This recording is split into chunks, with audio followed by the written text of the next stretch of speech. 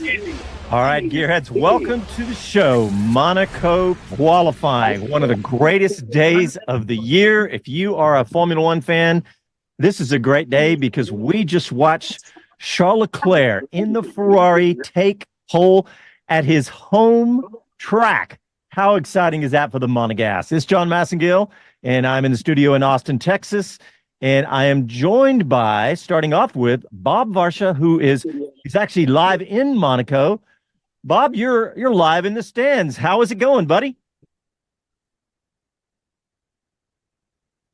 Oh, I wish you were here just a couple of minutes ago, John, when every massive yacht in the harbor sounded its horns and Charles Leclerc drove a sellout crowd here to a frenzy by snapping Max Verstappen's run of poles at 8 over 2 seasons and 7 to start this year by taking pole, as you pointed out, here on his home track. It's just a big party, and it's not going to stop for 48 hours. It sounds fantastic, Bob. And by the way, Chris Medland is going to join us. Jonathan can't be with us today. He'll be with us tomorrow, but Chris Medland will be joining us. Well, Bob, the crowds on television look amazing. And just the glow of Monaco, first of all, but with Charles Leclerc on pole. But let me just run down where we ended up here. It was Charles Leclerc on pole, followed by Oscar Piastri in the McLaren. And then behind him in the other Ferraris, Carlos Sainz. And by the way, it was only a 10th off from each of those. And then Lando Norris in 4th, George Russell in 5th. And yes, we're through the top 5, and I have not said Max's name yet because he finished in the worst position qualifying for the entire year in 6th place. Max struggled all weekend, and he actually touched the wall on his final lap after losing the front end, and it was a struggle for him. But followed by Max Verstappen is Lewis Hamilton in the Mercedes, and behind him is Yuki Tsunoda in the RB in 8th, and then Albon in 9th, and Pierre Gasly in 10th. And it's been an amazing weekend so far, just because we've seen so much. We've seen lots of cars touching the wall, Bob. I don't know how much have you been able to see because you've been in the stands, but we've had lots of cars touching the wall, but we haven't seen any big crashes. It's amazing. We made it all the way through qualifying without a crash or any damage. Yeah, no question about it. Yeah, a lot of guys getting very close, but you have to do that here in Monaco. You have to be precise. You have to take every inch right up to the limit without stepping across by as much as an inch, or you're going to damage your race car. And there's been minor damage, but as you say, no major crashes to talk about. I think the worst damage to any car that I saw was Zhou Guan Yu, who crushed his front wing on the Kick Sauber car.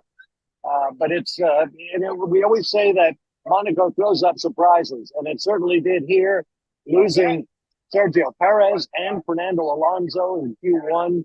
Q2 was more of, and then in the run for pole, the top 10 in Q3. I mean, it was just crazy. Yes, Max Verstappen, nowhere near his normal position. He's been complaining about the handling of his car all weekend. But as you say, he touched the wall. Meanwhile, the Ferraris came through, much to the delight of the crowd. And to have one of the McLarens in the colors of its greatest driver, Ayrton Senna, the Brazilian flag colors, is it's just really special all around. Yeah, I mean, look, it's Monaco. It is an amazing, special weekend. And really, let's not forget that today is just as special, really, because most of the time when you take pole, you win the race in Monaco.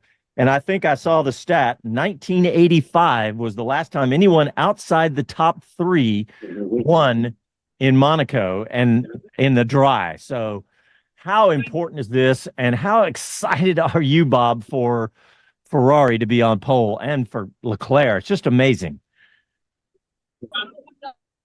Yeah, it really is. And now your brain kind of shifts into, oh my God, I hope he makes it to the finish. In what way? Charles has not had the best of luck here in his hometown. In fact, anywhere on the Formula One schedule, he's been kind of eclipsed a bit by Carlos Sainz, who, of course, is a big favorite of Ferrari fans since he's out of a seat next year so that Lewis Hamilton can perch himself at Ferrari. But this weekend is all about Leclerc. He's driving beautifully. Everybody is on his side. And, hopefully, as you say, if you're on the front row, you have a huge chance of winning the race. Not since 1994, I want to say, have we seen somebody win from outside the top 10. And that was Olivier Panis and Ligier on a weekend when only 3 cars reached the checkered flag. So the race is going to be every bit as unpredictable as qualifying was today. And fingers are crossed everywhere here for Charles Leclerc. All right, well, we're going to get a quick break in real quick, and when we come back, Chris Medland is going to be joining us and try to get some interviews, and you're listening to Speed City F1 back after these messages.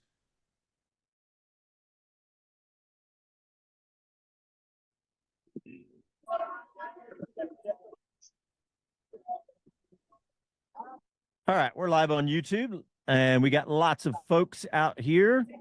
Mike Bowles is here. TW's here. Joe Bay. Got lots of the usual suspects. Andy P is here. I think Andy had to leave, but he was here. Yeah, man, this is a fun day. Mike Bowles says, I must say, as an American F1 fans, until these great advances in media, it's a lonely place to be. Thanks, Mike. Andy P, hats off to Leclerc, an absolute mega second sector, 2/10 of what anyone had done. That's why, wow, he's on pole. That's absolutely right, Andy. Mike Ball says, come on, Casey. You're the man. Let's see, what else? Oh, Joe Vushtabay says, where's Mr. Green? He is doing Trans Am up at Lime Rock. And that's where I drove that Viper right there, was at Lime Rock, right there on my Skip Barber. But yeah, Mr. Green will be here tomorrow. He can't do today, but he'll be here tomorrow. Such a part-timer. Joe says, we need where's Mr. Green chart so we know where he's working. And he parentheses, he says, or eating. That's the inside joke for those who watch Jonathan on YouTube. Chris, how are you, buddy? I'm doing yeah, in the where actually there's not many people because there's Oh, you're dropping out, Chris. Oh, sorry about that.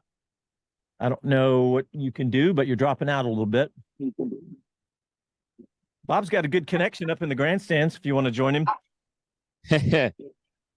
I'm probably actually in a busy place with very Yeah, it's dropping out pretty bad, actually. Coming back.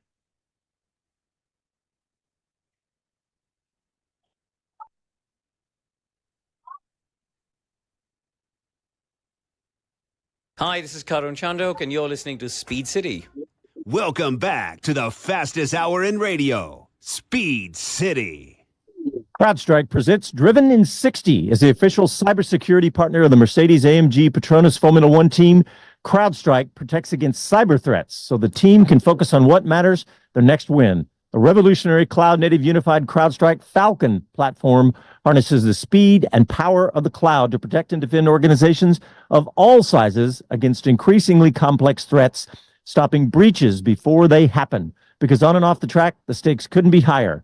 A split second can make the difference between victory and defeat. When every second counts, protection shouldn't slow you down. It should fuel your momentum. CrowdStrike, protection at every turn. To learn more and to try CrowdStrike Falcon free today, visit crowdstrike.com/XM. That's crowdstrike.com/XM. All right. Well, we have Chris Medland, who is live in Monaco, along with Bob Varsha, who's live there. But Chris, we're going to test your connection and see how it sounds. How are you, buddy? I'm good. The paddock that is kind of probably which grandstand he's in, but paddock is kind of split into two. You have the engineering offices that are above the gate, but there's not space there to put the normal motor on one side of the harbour, actually, on a kid where it's fairly busy right now, way over, and I'm going to have a lot of people to try and find. All right. Well, Chris, you are cutting out a little bit, so maybe you can search for a good spot there. But yeah, I know Bob said he's got a pretty good connection. Bob, give us your eyes and ears, buddy. I know you said it was a party up in the stands, but what's going on now? Well, folks are still filing their way out. Actually, it's very well organized once you're inside the perimeter of the grandstands up at trackside. It's when you leave and you go out onto the streets of the Principality that they're really crazy because the local gendarmes try to get vehicular traffic in and out while there's God knows how many, 100,000 fans wandering down these old streets, narrow. I mean, it's wonderful, but it's also pretty nerve-wracking. So I'll be making my way back around the Rock, old Monaco, where the Prince's Palace is, down to Fontville, back on the ship, get back to Windsor, sailing out. It's absolutely jammed with super yachts and ocean liners and you name it. It's just a spectacular sight. If everybody tunes in and watches the race on television tomorrow, if you haven't seen what the Port Hercule, the Monaco harbor looks like from all of these incredible yachts, cheek by jowl, it is fun. All right. Hey, Bob, you're cutting out a little bit, so I'm going to jump in here. But yeah, let's just talk about what we saw today in qualifying, first of all, because I don't think I ran down the bottom 10 because let me do that real quick because Esteban Ocon finished 11th, Nico Hulkenberg 12th, Daniel Ricciardo in 13th, and Lance Stroll in the Aston Martin 14th, Kevin Magnussen in the other Haas 15th, Fernando Alonso, who did not make it out of Q1, finished 16th. He had a good weekend at this point, but struggled in qualifying here. Logan Sargent 17th in the other Williams. And probably the biggest story in the bottom 10 is Checo Perez, who also did not make it out of Q1 and finishing 18th in qualifying, and followed by the two Sauber cars, the Sauber cars of Bottas in 19th and Zhou Guanyu in 20th. Right, here comes Alex. Do you want to straight? But hey, Chris, I hear your microphone. Let's check in with you and see how you're doing now.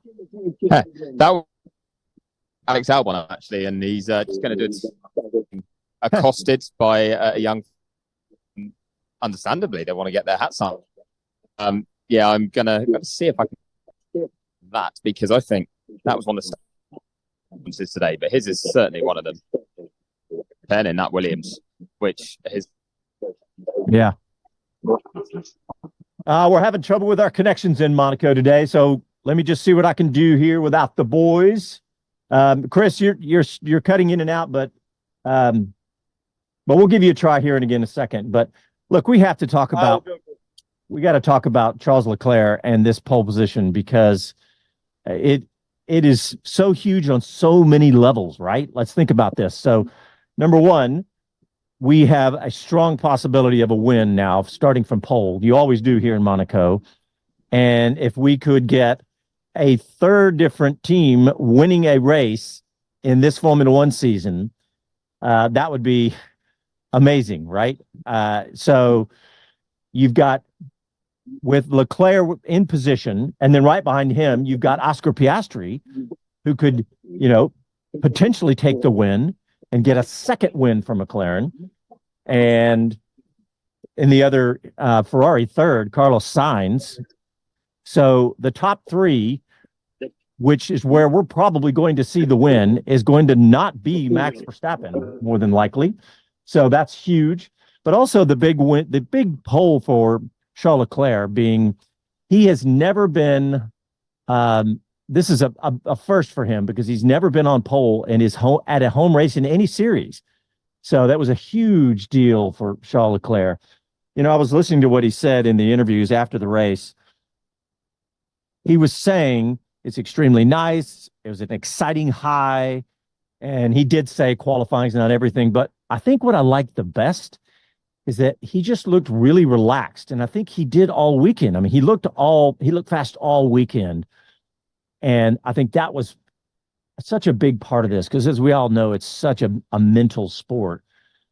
But at one point, I was watching Piastri and thought he could get pole. Let's not forget that how quick he's been in qualifying, and so it was a huge deal for Piastri to finish second here and put himself in a position for a possible win. But Bob, I think I can hear your microphone in there. It sounds like a decent connection. Where are you now? Give us your eyes and ears.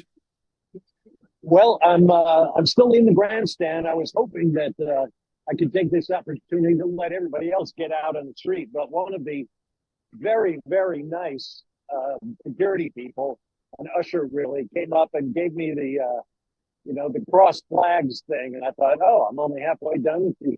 He said, no, you got to leave. We have to clean the grandstand for tomorrow. So I'm about to embark on a trip out onto the streets of Monaco, and I've got to go through a tunnel to get there. So if I lose you, I'll try to get you back. But I'm headed for the concrete canyons, and I'll give it my best shot. All right, well, do what you can, Bob. No worries. But we gotta talk about Max Verstappen's weekend, right? I mean, it has been near disastrous, right? Finishing in qualifying in sixth position, and then of course Checo down in 18th. I mean, this is a disaster weekend so far for Red Bull. I mean, I don't know about everybody else, but part of me is still thinking, is there a way for Red Bull to come out of this? But I just don't think they could possibly do this from sixth position unless we have something disastrous and rain or something, which is not predicted. So I think we are in for something special here because really the season and I'm super excited about this. Also, we have to talk about Lewis Hamilton and George Russell, 5th and 7th. I know that's not where they looked like they might be earlier in the weekend because they looked fast all weekend. In fact, every practice session, the Mercedes looked really quick, but good position for George Russell and Lewis Hamilton, 5th and 7th. But also looking down, we have to remember that we had a first in Q3 because Gasly was Q3 for the first time this year, which is huge for the Alpine team. They have been really struggling. So that's a huge win for them. But all right, well, let's go ahead and get a quick break in. And don't forget the Speed City F1 post-qualifying show today is brought to you by CrowdStrike. Stop today's most sophisticated cyber attacks at the office, the racetrack, and everywhere in between. Learn more at crowdstrike.com/XM. Back after these messages.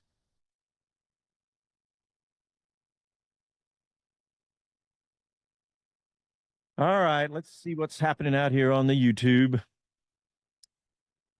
Yeah, let me check Twitter because I think we could see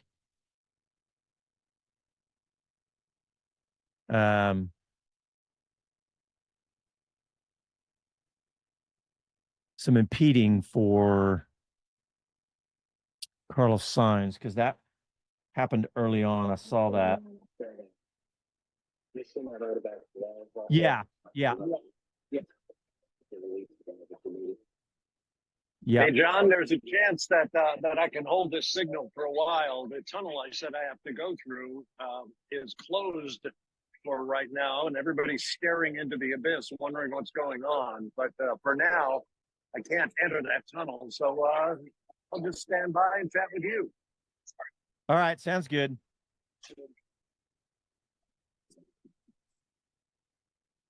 I think I got that wrong. I think Leclerc may have been on pole before. Actually, now that I think about it, I'm thinking the win is here in Monaco. Yeah, I was the win that I was thinking. Yeah, remember 3 years ago he took pole and crashed, going back to the pits, and broke the differential in the car and was unable to start the race. So pole was empty. Yeah. That's right. I forgot about that.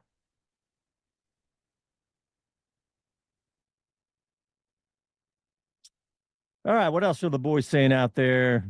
TW says, hit the like button. Thanks, TW. Joey Voice to Base said, Lewis looks like he was having fun. Yeah. I really thought there might be a chance for Hamilton on pole before. Here we go.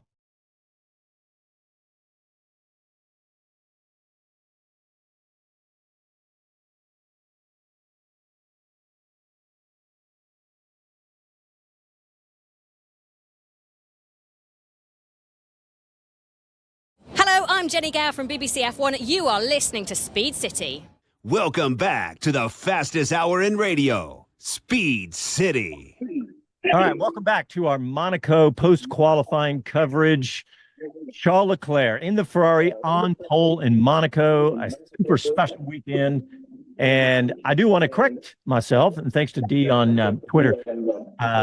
Charles Leclerc, of course, he's been on pole before. He just hasn't won here. But, Bob, you remember when Charles Leclerc was last on pole, don't you? Yeah, just 3 years ago now, when he took pole and then crashed. He was trying so hard. The team moved heaven and earth to get the car fixed, or so they thought. And then when he went out to take his position at the front of the grid the following day, he radioed in that something was broken, the car wouldn't go, and it turns out he'd driven a half shaft at the rear into the transmission and hurt the differential and so on. Something they couldn't see outwardly when they tried to fix the thing. And so he wasn't able to start from pole.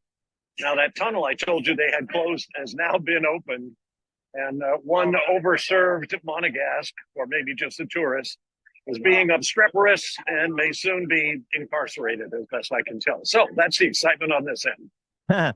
All right. Well, Chris Medland has caught up with the man who finished ninth. He caught up with Alexander Albon. So let's hear from Alex now. I've managed to grab Alex Albon. I'm going to try not to walk through too many TV crews shots, I think, here, but I'll take the blame if I do take us through one. Alex, P9 today. Was that on the cards when you woke up this morning, did you think? No.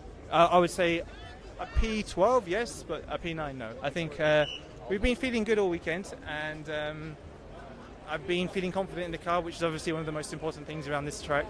But P9 was a lovely reward. I feel like I've really enjoyed it out there today. I mean, how much did you have to risk though to get through into Q3? Because we're watching that. The time of your laps looked like you were trying to make sure they were clean, but you've got to push it around here, haven't you? You do, and most of the trying to get that clean lap was basically trying to get the tyres into the right window. It's Pirelli's after all. They're very sensitive, we know that. And just to get a clean out lap where you can do what you want on the tyres, you can push how you need to push. That's what mattered to me for our car, and we chose to take the clean air, and it paid off. Is it just a case of trying to hold position tomorrow? Do you see any opportunities to do anything else? Is there any risk involved? I think it's mostly about graining, so let's see about the graining. It wasn't friendly with us last year, and long runs it wasn't friendly either, so we'll try to nurse them and try and make them last. I think what I'm hoping is, because we're at the front end of where we realistically our pace is, let's hope that they kind of clear off and give us some clean air to manage them. Well, we look forward to watching it. Well done today. Thank you. Yeah. Well done, Alex Albon. Go ahead, Bob. I think we lost Bob, but hey, Jonathan Green, it looks like we've got you, buddy. Are you calling in from Connecticut? Hey. Yeah, I'm in the newly named Skip Barber Tower right here at Lime Rock, looking over the start finish. And we got all the boys out in Monaco, so I know that you are having fun there in Connecticut, but we got Bob in the stands and Chris running around the paddock, and yeah, it's Monaco, baby, and Charles Leclerc on pole.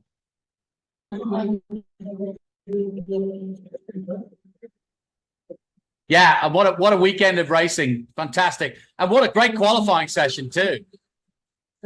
Yeah, I know. I mean, unbelievable. Max Verstappen finishing sixth in qualifying, his worst qualifying of the entire year. I mean, it's pretty much a meltdown right now for Red Bull. I mean, for considering who they are right now and the prowess of that team. Yeah, I wouldn't say but it's about time we had a change of at the front, don't you think? Yeah, no doubt. No doubt. And I mean, look, I'm Red Bull because this is Charles Leclerc's day, right? And it's just amazing to have, another team on pole in position to win. So we've got to be excited about that. Here, I've got a fun fact for you. So I'm doing Trans Am, right? Tune in on speedtour.tv and watch our programming. HB Tune is one of our sponsors. Our 2020 Thomas Merrill is sponsored by them, but so too is Keith Prochuk. And his partner is Chris Piastri, who just saw his son take the front row at Monaco. There you go. There's a little Formula One connection for you there. But yeah, Jonathan, I'm just sitting here looking at what we could have tomorrow, right? I mean, with Charles Leclerc talking about that earlier when they did the post-race interview, he was talking about quality is not everything. And yes, quality is not everything in Monaco, but it is so. It is a Monaco. I'm sorry. Yeah. I think so. And I mean, what do you think? What do you think? You can go home now. We know the result. Well, maybe so, Greeny. And I'm just trying not to get ahead of myself because I want to. I mean, look, it's always a lottery. We saw that in F2 this morning, and in F3. Things can happen quickly, and it's all a case of, Monaco is first job is to try and get on the front row, and job done. And given that Verstappen is way down, he's not looking at his chances. But the bottom line is you've got to be ready to go if the opportunity. Everybody could go straight into Sandoval at the first corner, and suddenly you're Alonso or you're Perez, and you're in the top 10. It can change, in a knife edge. And, we know famously that Senna went off while leading by a country mile. So things can happen, and they happen quickly. You just got to be ready for it. But if it goes according to plan, it should be a walk in the park for Leclerc at home. But, you never say never. Could rain, anything could happen. Yeah, that's true. I think the chances of rain are slight, but yeah, I mean, but look, I would not be disappointed at all if Charles Leclerc won this race. Don't get me wrong, but I was trying not to say that that's the inevitable outcome, and I know that it's likely. But look, right behind Charles Leclerc, we've got Oscar Piastri and Carlos Sainz. So no matter what, I mean, we're going to have someone besides Max Verstappen win this race. I think that we can say with certainty.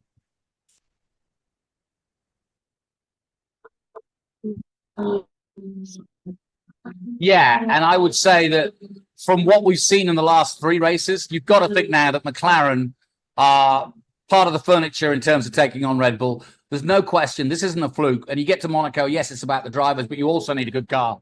So McLaren have now got a car capable of challenging.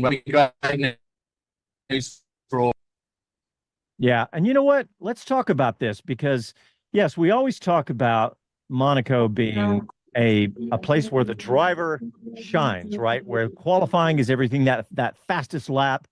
But let's not forget about what the engineering side of this is, because you have way lower top speed. The top speeds are in the 185 miles an hour area. So, and that's just one section of the track. You've got the slowest corners, the tightest corners.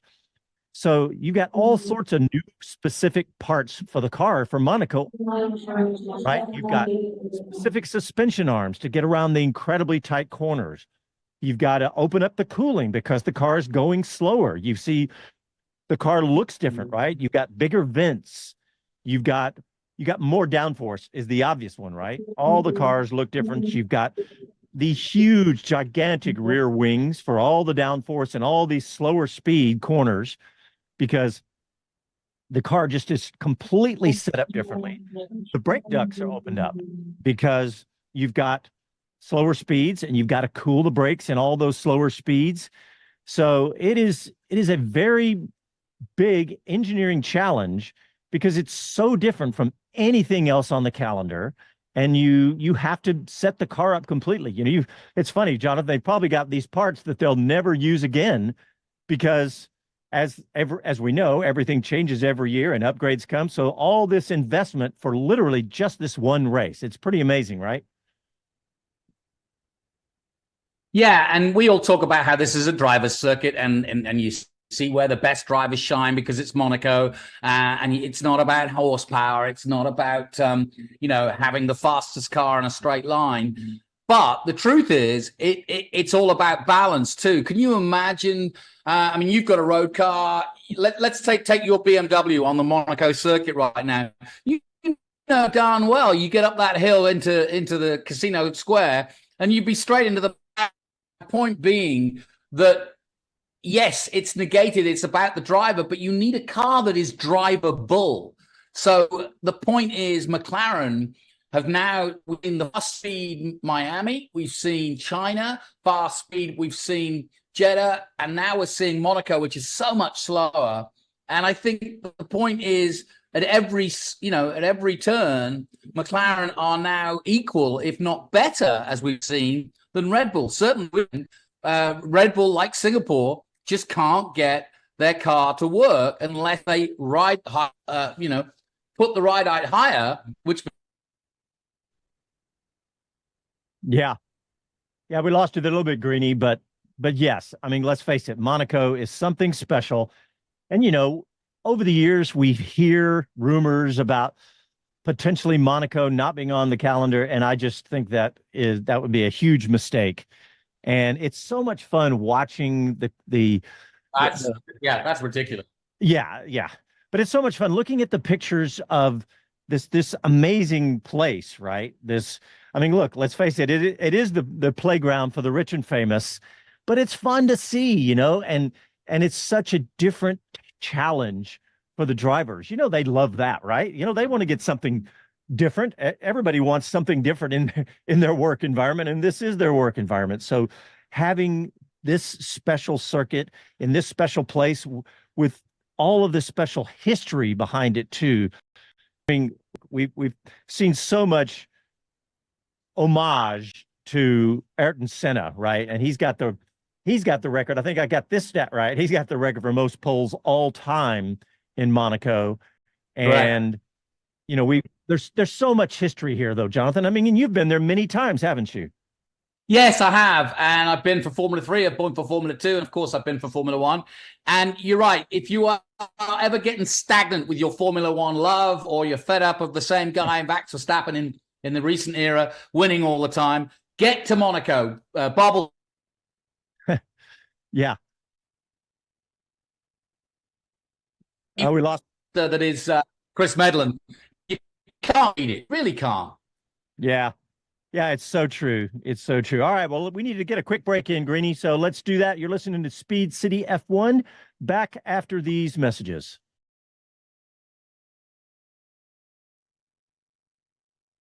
I'm going to have to go back to work, John.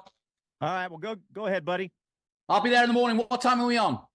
We are on at your time will be 8 a.m. Perfect. I'll be there. All right. Bye. Man, we are having so much connection trouble today. I know.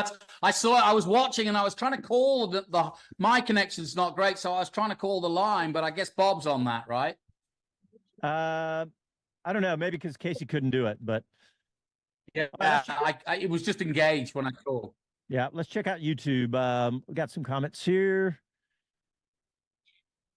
Too late for TW 11 p.m. Jack Woodruff, meltdown, maybe a bit too hopeful on someone's part. No, not at all, Jack. I do not hope that Red Bull has a meltdown, but I'm actually being realistic for you. If you've listened to Max Verstappen all weekend, he has been in near meltdown mode. And for them, that is approaching meltdown. Hey, meltdown. Hey, Chris Medland, let's test your mic, buddy. Hello, yeah, I'm staying still in one place right now just to see if I can get a bit, trying to stalk Fred Vasseur. Hopefully it's holding up. It does seem to come and go. It's a bit temperamental. There doesn't seem to be one spot that's working very well at the moment. Yeah, sounds good. Sounds good for the moment. But you are totally correct. Max was so downbeat after Friday that actually by the end of Q2, that was pretty amazing. That he was even in the mix. Yeah. Well, I'm just looking through the comments. Anything else? Anybody out there? Mike Bowles enjoyed the drone shots.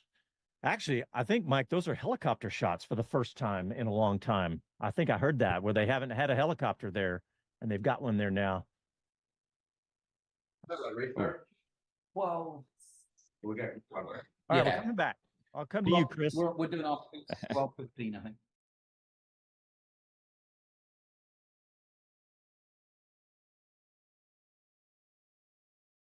Hi, this is Max Verstappen, and you're listening to Speed City. Welcome back to the fastest hour in radio, Speed City. CrowdStrike presents Driven in 60 as the official cybersecurity partner of the Mercedes-AMG Petronas Formula One team. CrowdStrike protects against cyber threats so the team can focus on what matters, their next win. The revolutionary cloud-native unified CrowdStrike Falcon platform harnesses the speed and power of the cloud to protect and defend organizations of all sizes against increasingly complex threats, stopping breaches before they happen. Because on and off the track, the stakes couldn't be higher. A split second makes the difference between victory and defeat. When every second counts, protection shouldn't slow you down. It should fuel your momentum. CrowdStrike, protection at every turn. To learn more and to try CrowdStrike Falcon free today, visit crowdstrike.com/XM. All right, we're going to go back out to Chris Medland live in Monaco. Chris, give us your eyes and ears. What's happening around you? So right now I'm stalking Fred Varsha, but I must admit he's been pulled from pillar to post, as you would imagine. When you've had Charles Leclerc on pole position for Ferrari in Monaco, a lot of interest in Fred. So I am just hiding behind a camera to see if I can grab him after this. But what I was very confident about 3 minutes ago, I'm less confident about now, I will admit. But where I am is, as anyone was listening earlier, I'm on this kind of quay side where I've got a building to my right, quite a tall kind of peach-coloured building. And then to the left, it's just boats and boats and boats. It's the harbour. So it's kind of behind. Imagine if you were approaching Rascasse, then when you get there, if you went straight on at Rascasse instead of turning right round the corner, that's where you'd find me. So I wouldn't recommend anyone went straight on at Rascasse, but still, that's about where I'm placed right now.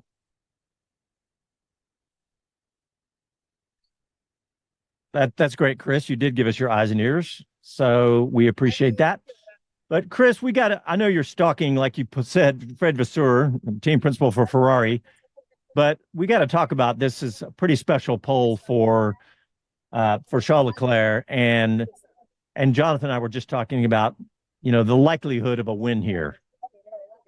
Yeah, you'd have to say it's very likely at the moment because starting from pole is the best place. I heard Bob actually explain earlier how he said, no one outside the top 10 has won here since '94. With Olivier Panis. Well, it's no one outside the top 3. Third place is the lowest starting position that anyone's won from here, apart from Panis in '94. So it's, you've got to be in that top 3, and on pole is the best spot here. I say it's about 80% of the work done, but I will try and ask Fred. I think we're going to do a walk and talk. So apologies in advance with everyone if it then drops out on us. But then we're going to do it on the move, I think. And hopefully the signal will be kind to us. Yeah. All right, Chris. Well, we got to talk to Fred if we can. Absolutely. Yeah. And I think we're walking. Are we heading? I've got Fred. He's happy to stay, happy to walk, whatever you'd like to do, Fred. But Fred, pole position in Monaco. That must be one of the most special Saturday results you can have. Yeah, it's always a special one with a special test, because that even if we know that nothing is done and the points are for tomorrow, it's already a step forward, and I think also for a driver, the pole position in Monaco has always a special taste, and for Charles, it's important. Well, you got both cars in the top 3, and only Olivier Panis in the last 30 years has won from outside the top 3. I mean, how good are your chances right now? Yeah, I'm not paying attention to the statistic that. It's a good result, but I think we are there into the fight with Red Bull, and this is the most important. And I hope that we'll have a championship like this with 3 or 4 teams fighting for hundreds of seconds or tens of seconds until the end. It's good for the championship. It's good for the F1, and I enjoy it. We all loved watching it. And sorry to bring up past results for Charles, but he's yet to finish on the podium here. So what's going to be the key to him winning tomorrow from pole? Well, as usual, that good start allow you to manage your race and your pace, and this is important. He had a very strong pace from the beginning of the weekend. That it means that if he's able to lead the group and lap 1, turn 1, it's a different choice for sure. Well, fingers crossed it goes well. Thank you. Well done today. Oh, nice, Chris. Yeah, I know he didn't sound excited, but I think maybe he's probably doing like I was a few minutes ago, thinking, let's wait till Sunday. And if he wins the race, then we'll get excited. Well, I can tell you another reason why I had doubts whether that was about to happen. He's made it very clear he does not want anyone to ask about Adrian Newey joining Ferrari. Very firm, Fred has been on that topic, that he won't talk about it. And he's then put it on the press team to make sure that everyone is aware of that. And I'm pretty sure he just did an interview with Channel 4 TV here in the UK, or here in the UK, we're in Monaco, but my homeland. And I think someone asked, I don't think they'd been told, don't ask about Newey. I think someone brought it up. And he was very unhappy afterwards. He stayed professional for the interview, but then afterwards was like, right, I'm done. Like, you're meant to tell people not to. So he needed coaxing back to his interviews. But I managed to keep that off topic. Partly as well, I do know that there's nothing to announce yet from any team. There's a lot of rumor and counter rumor, and Eddie Jordan's having a bit of fun with it as Adrian Newey's manager, quite enjoying just getting different names dropped in there.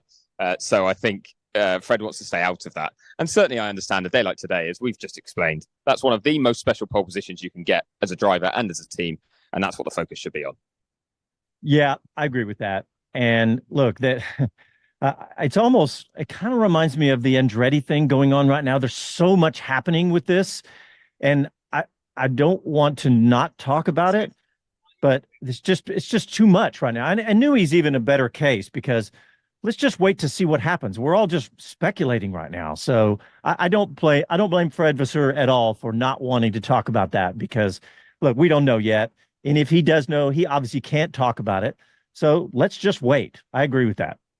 Yeah, I think if anyone listening to our shows hears me mention the name Adrian Newey during an interview with Fred Vasseur over the next couple of weeks, you'll know they'll probably be my final words. And I hope you give me a good send-off. Well, let's talk about the rest of qualifying, because look, I've touched on it in a couple other segments, but Oscar Piastri, impressive, right? I mean, P2. Oh, so impressive. I mean, obviously this is his second visit here, but when he first came here, as in Formula One, he's raced here in Formula 2, but when he first came here in Formula One last year, he did not have a car capable of challenging at the sharp end. And he's built up so impressively this weekend that once we got into Q2, I think, was when started thinking, okay, it's not been smooth for Lando. It has been for Oscar, and he seems to be putting it together and just getting growing confidence that he might maintain that form. So, a cracking job he's done. And I'll actually see, I don't think we're going to have time left in the show, and he's still in the press conference. I'd love to have grabbed a word with him. I'll have to do it, hopefully pre-race. I'll try and line up an interview with him on the grid, because front row of Monaco, okay, there's one car ahead of him, but he's got a clear view of the run to turn one, and knows that if he gets a better launch, or Leclerc has a bad one, race is there for the taking for him, which would be his first Grand Prix victory. Yeah. Can you imagine his first Grand Prix victory in Monaco? Yeah. As a sophomore, that would be one for the history books. Yeah. I mean, I would bow down to Mr. Varsha if he was still connected right now, and be like, well, who was the last rookie to win at Monaco, if ever? I mean, I know that's the first time the race was held, but I'd be amazed to know. If anyone's on YouTube and in the comments and can have a quick Google, because as you've probably been able to tell, my signal's not quite strong enough to do more than one thing at once. So I'm just going to stay connected as best I can. But I'd love to know the answer to that myself. And if we don't get it on the show, I'm going to go look it up when I get off air, and I'll have it for the pre-race. That is a good one. We do need to know that. But I'm just looking down at the qualifying. I mean, it's really hard to look at Max at number 6, because without thinking that this is just a incredibly un-Red Bull-like position for them right now, and we've talked about that a little bit. But also there's some good stories here. Yuki Tsunoda finishing 8th, that's exciting for him, and Pierre Gasly in the Alpine and finishing 10th, looking good there too, right, Chris? Oh, Gasly was excellent today. I was really impressed with him. He actually came past and slapped Fred on the back as he walked by while we were just doing that interview. And I really wish I could have grabbed him, but he was moving too quickly because I thought that was a stunning performance. I really did. That car has not been good, that Alpine. The drivers won't have had a lot of confidence in it. And for him to put that together, pull it out when he needed to in Q2 to beat his teammate Esteban Ocon to that spot in Q3. Highly, highly impressive. And you know what? If you're a regular listener of the show, you know that we quite often get Christian Horner and on the show. And I know, Chris, you haven't mentioned him, and I don't think you're probably going to grab him because we're almost out of time here, 3 minutes left. But I do see a quote from Christian Horner. He said, this was after qualifying. He said, it's been a struggle all weekend, to be honest. Up until the last run, we said we wouldn't have beaten Charles today, but we were anywhere between second and sixth was possible until that last run. So, yeah. Have you been by the Red Bull garage or hospitality? I have. So where this is difficult here is actually Red Bull is the only one that doesn't have a hospitality unit within the paddock. It's just outside, and they take up the side of a bigger key. They have a huge, what they call the floater home, massive building, huge sun deck on the front, drinks, guests, BMX stunts going on. It's a huge setup, very impressive that they float in weeks before this race. So I did actually drop a message to Red Bull saying I'd like to speak to him, but I was told that he was actually in an F1 meeting, very tight to the end of quali, and then he did a bit of media and then disappeared to another high-level meeting. So I don't know what's going on there, because normally he would have been available at that time. That he's used to it. Maybe it was just a way of dodging trickier questions, but I get the feeling it was more that, there's some other stuff that's taking his time. Greg Maffei's here from Liberty Media, so it might have been something to do with that. But I'm going to grab him on the grid. He's very good at talking to us, isn't he? So I'll grab him on the grid tomorrow to kind of, see how optimistic he is from sixth. I imagine he'll be very pessimistic. I think he'll think if we can get one place, that's going to be good. They'll do well to go any higher than that, I think, unless something chaotic happens. Yeah.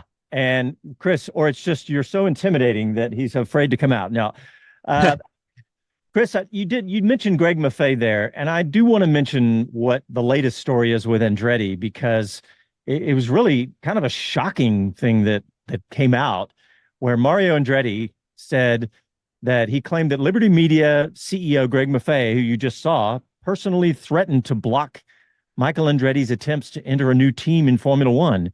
And let me quote him exactly. He said, I was just trying to explain to Stefano Domenicali, F1 CEO, that he was asked to go to Washington. He said, Mr. Maffei broke in the conversation and he said, Mario, I want to tell you that I will do everything in my power to see that Michael never enters Formula One.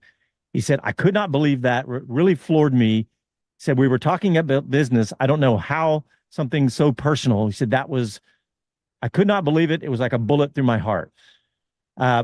We're just about out of time here. So we will talk about this a little bit more tomorrow, but I don't know really what else to say besides reading that quote, because. So I could quickly add, because I know we're very nearly out of time, is that the sources I've spoken to at Formula One and Liberty Media refute that's the way it happened, and that say that Mario went to Greg to speak about topics such as that. But I didn't get a strong, kind of rebuttal that sort of thing was said. So still a lot to play out on that. And Greg has not commented on it here, and I'm told won't comment on it. So, I'll try him on the grid, but I don't know if we'll get there. All right. Well, thanks, Chris. Well, we are out of time, and sorry for the rough start to the show today, everybody, but we'll be back tomorrow morning at 8 a.m. Eastern, followed by our pre-race show for an hour, followed by the race from the BBC. And after that, our 1 hour post-race show. Thanks, everybody, and we'll talk to you tomorrow.